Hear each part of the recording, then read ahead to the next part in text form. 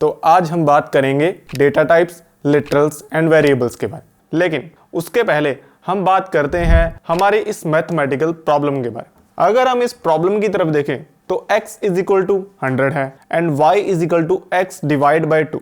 तो y की value क्या होगी? y की वैल्यू होगी 50, राइट? बिल्कुल सिंपल है। तो ये होता है बेसिक अलजेब्रा।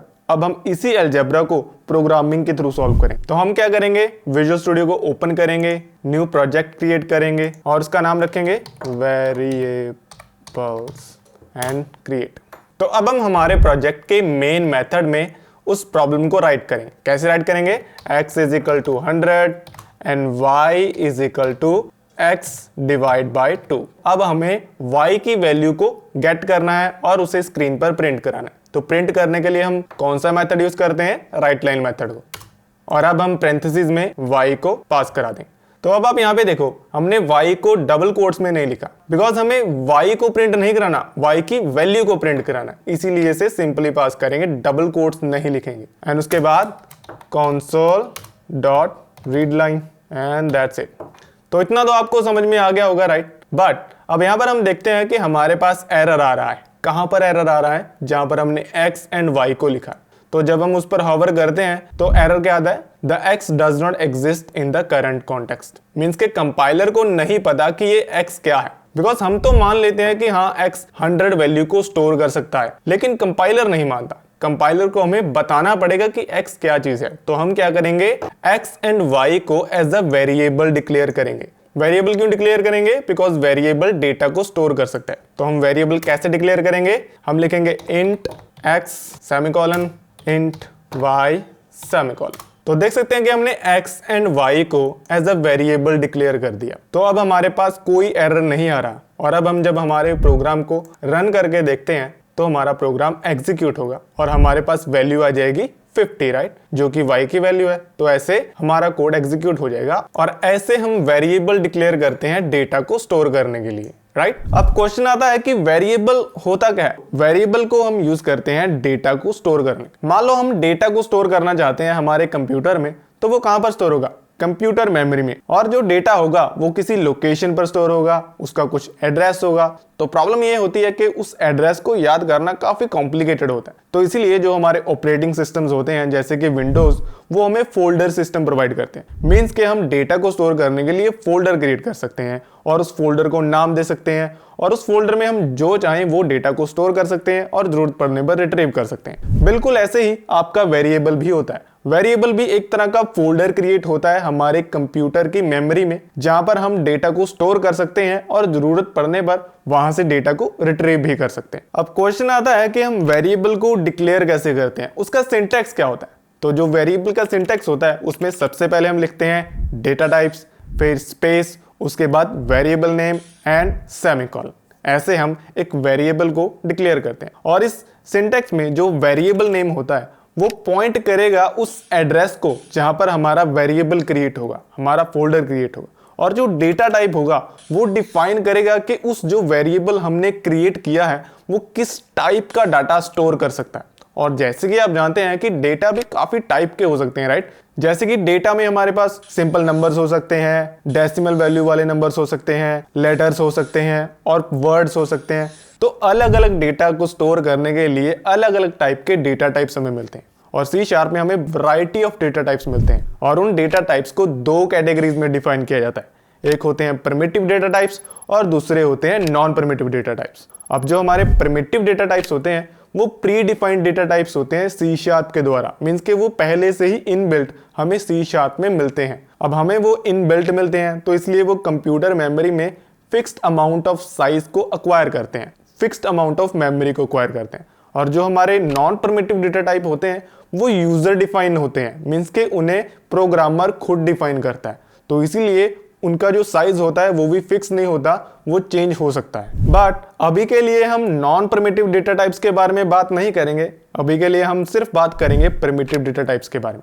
और C# में हमें टोटल 13 प्रिमिटिव डेटा टाइप मिलते हैं, लेकिन रेयरली होता है कि हम उन सभी डेटा टाइप्स को यूज करें। तो हम बात करेंगे उन डेटा टाइप्स के बारे में जिन्हें हम मोस्टली यूज करते हैं। तो हमने डेटा टाइप्स को 4 कैटेगरीज में डिफाइन किया है: integer type, real number type, character type and Boolean type. अगर हम इसके सेकंड कॉलम की तरफ देखें तो देखने को मिलते हैं हमें कीवर्ड्स। ये कीवर्ड्स हम यूज करते हैं एक डेटा टाइप को डिफाइन करने के, और यहाँ पर हमें काफी सारे कीवर्ड्स मिल जाते हैं अलग अलग टाइप के डेटा को डिफाइन करने के लिए। और अगर हम ध्यान से देखेंगे तो जो भी ये कीवर्ड्स हैं वो हमेशा लोअर केस में होते हैं, तो आपको भी इन्हें हमेशा लोअर केस में ही लिखना है। और जो थर्ड कॉलम है वो है बाइट्स कॉलम, जो कि बताता है कि जो हमारी ये डेटा टाइप है वो कितनी मेमोरी एक्वायर करेंगे। जैसे कि जो ये बाइट है वो 1 बाइट मेमोरी को एक्वायर करेगा कंप्यूटर मेमोरी में। और फाइनली आता है रेंज कॉलम, जो कि बताता है कि इस डेटा टाइप में हम कितना लार्ज नंबर स्टोर कर सकते हैं। तो सबसे पहले आते हैं हम इंटीजर टाइप की तरफ।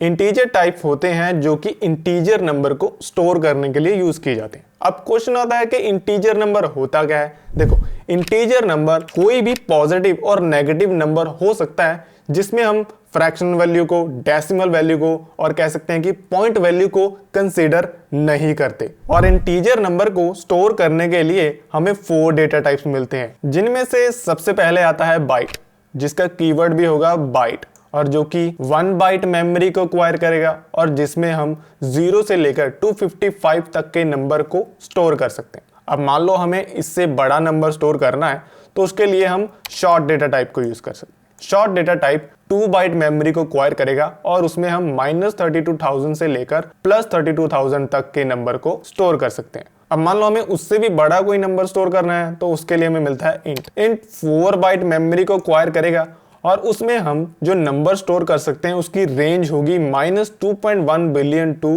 +2.1 बिलियन तक, यानी कि इंटीजर में, इंट में हम काफी बड़ा नंबर स्टोर कर सकते हैं। और फाइनली जो डेटा टाइप आता है वो है लॉन्ग डेटा टाइप, जो कि 8 बाइट मेमोरी को एक्वायर करेगा और उसमें तो हम बहुत ज्यादा बड़ा नंबर स्टोर कर सकते हैं। मींस के इंटीजर नंबर को स्टोर करने के लिए हमें 4 टाइप ऑफ डेटा टाइप्स मिलते हैं, जिसमें हम काफी स्मॉल नंबर भी स्टोर कर सकते हैं और काफी बड़ा नंबर भी स्टोर कर सकते हैं। उसके बाद रियल नंबर को स्टोर करने के लिए हमें 3 डेटा टाइप्स मिलते हैं। अब क्वेश्चन आता है कि रियल नंबर क्या होता है। देखो, रियल नंबर होता है कोई भी पॉजिटिव और नेगेटिव नंबर जिसमें हम पॉइंट वैल्यू को कंसीडर करते हैं। कोई भी डेसिमल वैल्यू होगी, कोई भी पॉइंट वैल्यू होगी, अगर हमें उसे कंसीडर करना है, मान लो हम कोई ऐसी कैलकुलेशन कर रहे हैं जिसमें हमारे लिए पॉइंट वैल्यू को कंसीडर करना बहुत इंपॉर्टेंट है, तो उस कंडीशन में हम रियल नंबर वाले डेटा टाइप्स को यूज कर सकते हैं। और रियल नंबर को स्टोर करने के लिए हमें 3 डेटा टाइप्स मिलते हैं। सबसे पहले आता है फ्लोट, जो कि 4 बाइट मेमोरी को एक्वायर करेगा,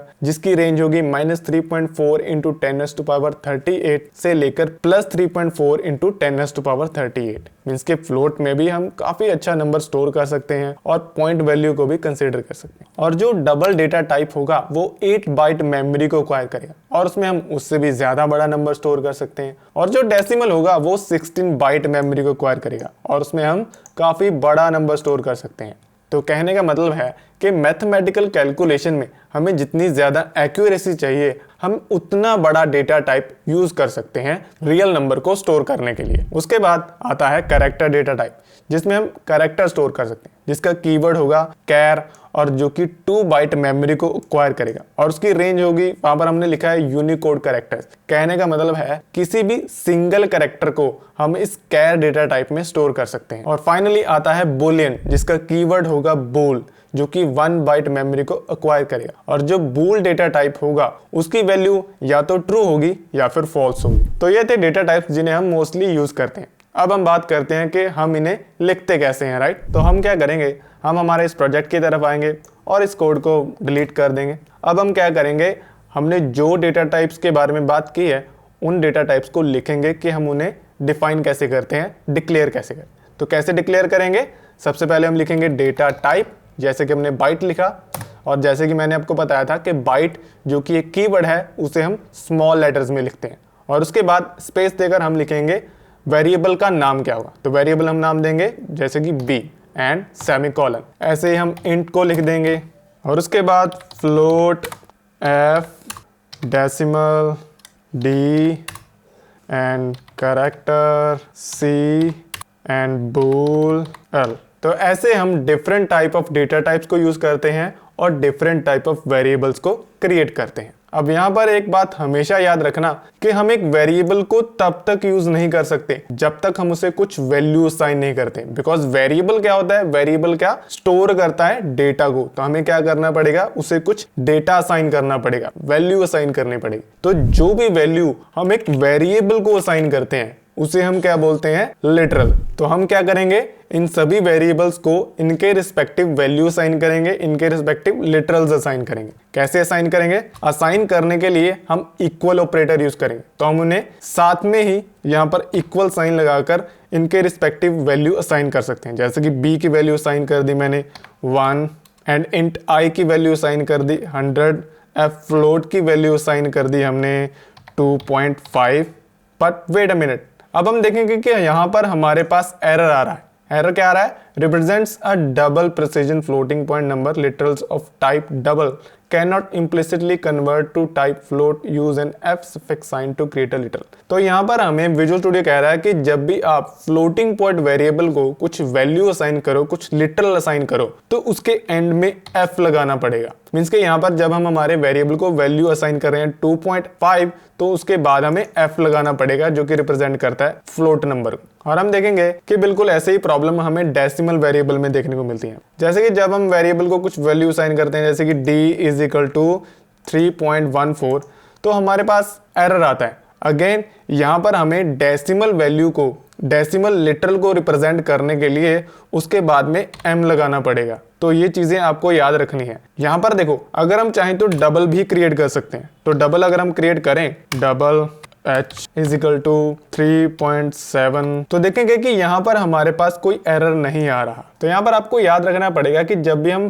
फ्लोट वेरिएबल को कुछ वैल्यू असाइन करें तो एंड में f लगाएं, और जब हम डेसिमल वेरिएबल को कुछ वैल्यू असाइन करें तो उसके एंड में m लगाएं। बस डबल अगर हम लिखते हैं तो उसके एंड में हमें कुछ भी लगाने की जरूरत नहीं है। तो अब हम कैरेक्टर डेटा टाइप को कुछ वैल्यू असाइन करेंगे, और कैरेक्टर डेटा टाइप किस वैल्यू को स्टोर करता है, वो स्टोर कर सकता है एक लेटर को, एक सिंगल कैरेक्टर को। तो हम क्या करेंगे, यहाँ पर एक सिंगल कैरेक्टर वैल्यू देंगे, और वो हम कैसे देंगे, उसके लिए हम सिंगल कोट्स में कोई भी लेटर टाइप कर सकते हैं। और याद रखना कि कैरेक्टर सिर्फ सिंगल लेटर को ही स्टोर कर सकता है, तो इसलिए हमने यहाँ पर सिंगल कैरेक्टर को ही स्टोर किया है। और उसके बाद आता है बुलियन। बुलियन में हमने बात की थी कि बुलियन सिर्फ ट्रू या फॉल्स वैल्यू को स्टोर कर सकते हैं। तो यहाँ पर हम क्या लिख देंगे, boolean l is equal to true. तो ऐसे हम डेटा टाइप्स को उनके रिस्पेक्टिव वैल्यूज असाइन कर देंगे। तो अब हम क्या करेंगे, हमने जो भी ये वेरिएबल क्रिएट किए हैं इनकी वैल्यूज को प्रिंट कराएंगे। कैसे कराएंगे, जैसे कि हमने बताया था console.writeLine की हेल्प से। तो हम क्या करेंगे, console.writeLine, और यहाँ पर हम पैरेंथेसिस में वेरिएबल का नाम पास करेंगे। कैसे पास करेंगे, जैसे कि हमने b पास कर दिया बाइट के लिए, और उसके बाद हम अलग अलग वेरिएबल्स के लिए अलग अलग राइट लाइन मेथड लिखेंगे और उनकी वैल्यूज को प्रिंट करेंगे, और एंड में हम लिखेंगे console.readline। अब अगर हम हमारे कोड को रन करते हैं तो हम देखते हैं कि जो भी लिटरल वैल्यू हमने हमारे वेरिएबल्स को असाइन की थी वो सभी की सभी हमें कंसोल विंडो में प्रिंट मिल जाती हैं। तो आज हमने बात की data types, literals and variables के बारे में। तो उम्मीद है आपको वीडियो अच्छी लगी होगी। अगर अच्छी लगे तो प्लीज वीडियो को लाइक करो, चैनल को सब्सक्राइब करो, and I will see you guys next time.